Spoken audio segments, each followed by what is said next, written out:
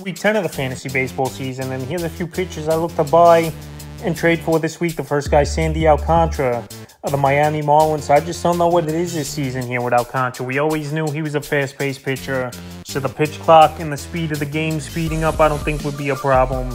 But this year here, it's been a way down year. 76 in the third, 2-5 record, 67 Ks, a 5.07 ERA, 1.22 WHIP, and 4 quality starts on the season. In the last couple weeks, pretty much similar numbers. 19 in the third, 1-0 record, 13 Ks, a 5.12 ERA, a 1.19 WHIP, and a quality start. So right now the strikeouts are still on par. He was never a big strikeout pitcher, always a ground ball pitcher was Alcantara, but the ERA is way up this season. The WHIP, he's up a bit as well. And he's just not getting the quality starts. He's still eating innings, though. 76 innings for Alcantara on the season. But for whatever reason, the league's caught up to him, maybe. And maybe his mechanics are off, or he was a fluky for the last couple seasons. So Alcantara, the last few games for him, May 24th at the Rockies. 6 innings, got the win in that one. 4 hits, 2 runs, 3 walks, 3 Ks, a quality start. May 30th versus the Padres, 6 in the third in that one. 5 hits, 4 runs, 5 walks, 3 Ks.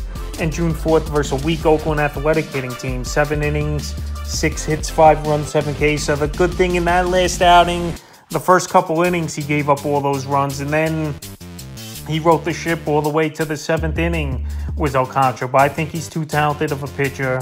The walks have definitely been a problem for him, in my opinion, is why he's struggling with 8 walks in the last 3 ball games. So right now his next outing is June 10th at the Chicago White Sox, and they're not the greatest at hitting teams, where I think he could go in there in Chicago and start turning things around as Alcantara. He's too talented of a pitcher. The innings, he's still going deep. The strikeout rate is still what it's been throughout his career, where he's not really a strikeout pitcher, but the ground balls have been a problem. So he's got to get back to that a little bit more. But right now, well, he's not having a great season, and I think he could turn things around as Alcantara, especially with this Marlin offense starting to wake up a little bit and giving him run support. He's a pitcher I would buy this week, and obviously you don't got to pay top dollar to get him on your roster. And he's still a pitcher that goes out there and he makes all his starts and pitches deep into games. So right now, a good buy low option. Next pitch is Mitch Keller of the Pittsburgh Pirates. Keller, I said early in the season, is a sell high candidate, and now things have evened out for him on Keller after getting off to a monster start on the year. On the season, 80 innings, 7-2 record, 94 Ks. 3.60 ERA, a 1.16 WHIP, and 8 quality starts. But on the last couple weeks here, they're starting to get to him is the league and hit him 17 in the third, 2-1 record, 17 Ks, 7.79 ERA, a 1.85 WHIP in the time. So right now, high strikeout guy, still 1 inning in the last couple weeks, which is good to see.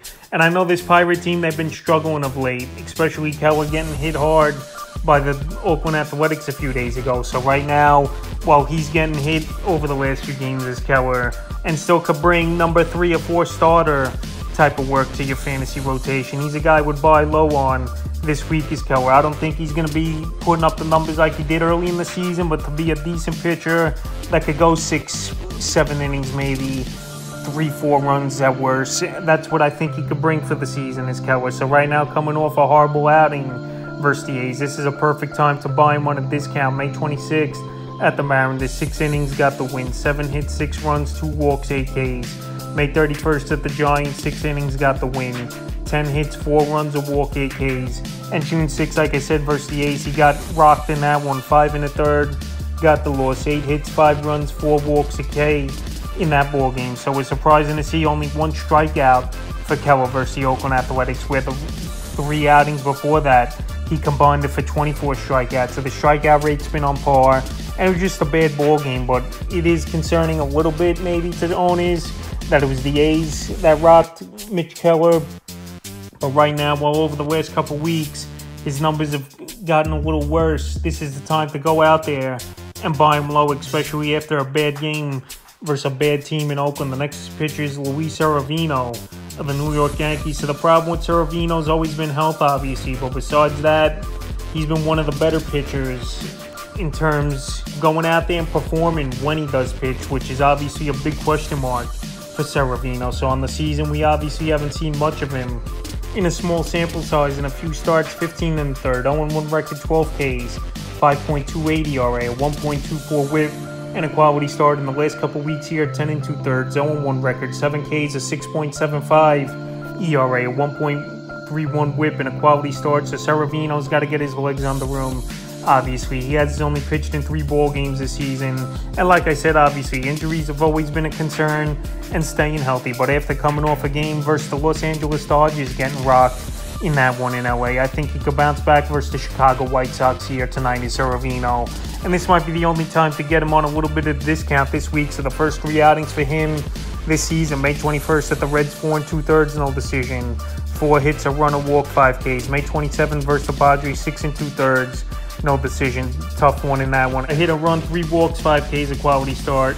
And then June 2nd at the Dodgers, 4 innings, got the loss. 9 hits, 7 runs, a walk, 2 Ks. After a bad outing like that where he got rocked in that game in Severino, I think this is a perfect time for fantasy owners to go out there and buy him low. Because as long as he's healthy, he's on a solid New York Yankee team. I know Aaron Judge is out, but he should only be out for a few weeks with the toe injury here, where this offense could start backing him as well. And he's got a good matchup, like I said, here today versus the White Sox. So he's a pitcher I look to buy this week. The next pitcher is Freddie Peralta of the Milwaukee Brewers. So Freddie Peralta, it's been a down year for him, but I think he could turn things around as well. Peralta, most of his numbers are still up to par besides the ERA on the season. So on the season for Peralta, 65 1/3, 5-5 record, 70 Ks, a 4.55 ERA, 1.39 whip, and 7 quality starts in the season. But the last 2 weeks have been a little rough: 13 1/3, 0-2 record, 16 Ks, a 6.08 ERA, a 1.73 whip,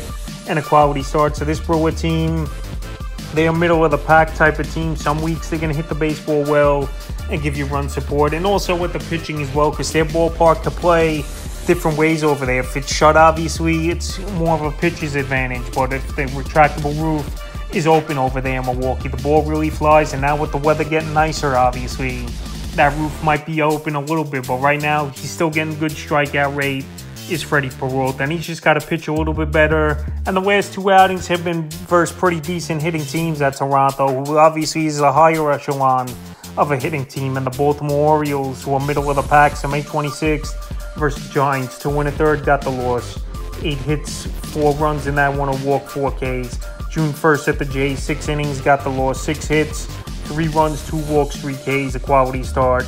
And then June 6th versus Baltimore, 5 innings, no decision in that one. 6 hits, 2 runs, 9 Ks, which was good to see out of Peralta. Right now, hopefully that was a good outing to get Peralta back on track here a little bit. But right now, while his win-loss record isn't great this season, he's a .500 pitcher, and the ERA's been bumped up over the last few weeks. This is a good time, I believe, for fantasy owners to get out there and make a deal for Peralta. And I don't think you got to give up much. A 1-for-1 deal, one of your decent hitters in a deal for Peralta. And the 5th and final pitcher I look to buy and trade for this week is Bryce Miller of the Seattle Mariners. I know a lot of people dropped Miller in the last few days here. After the last 2 outings, he got bombed. It's good hitting teams like the Yankees and the Texas Rangers. So season, 38 1/3, 3-3 record, 33 Ks, a 4.46 ERA, 0.97 whip, and 5 quality starts. But like I said, the last couple weeks he's been hit pretty bad. Is Bryce Miller, 13 innings, 1-2 record, 11 Ks, 10.38 ERA, a 1.85 whip, and a quality start. So right now, like I said, 2 good hitting teams in the Yankees, and the Rangers are probably the best hitting team in Major League Baseball, where Miller got hit. And he's got to work on his secondary pitches. He's been relying on the fastball way too much, throwing it 60% of the time, and now the league's caught up to him a little bit. And he did have some layup matchups early in his debut, but the last 3 outings here for him: May 24th versus the A's, 6 innings, got the win, 2 hits, a walk, 6 Ks, a quality start. May 29th versus the Yankees, 4 2/3 in that one, got the loss, 11 hits, 8 runs, 3 Ks. And June 4th at the Rangers, 2 1/3, got the loss, 8 hits, 7 runs, 2 walks, 2 Ks. So right now, like I said, that fastball, he's been throwing way too much, not working on the secondary pitches. But the good thing and the bright spot here for Bryce Miller to me is he don't really walk many players. Only 3 walks in the last 3 outings here for him. and the strikeouts have still been pretty decent as well. So right now was a tough outing versus the Yankees and Rangers, and his next outing is June 10th at the Los Angeles Angels. That's a hit-or-miss type of team, but right now, I think Miller could get on track. I don't think it was a total fluke early in the season, even though he had matchups at Detroit, at Oakland early in the year, but he did pitch good versus Houston, and at the Atlanta Braves, I thought he had a decent outing. So right now, maybe it's just 2 bad outings, and if he got dropped in your fantasy league, that's the first thing I would recommend his fantasy owners to go out there and get him. And right now, you could pretty much trade nothing to get him in a deal where we know he has some upside. Maybe he just hit a hiccup versus 2 great hitting teams in the Yankees and Rangers, but we'll see what he does June 10th. But like I said, if he's out there on the wire, pick him up.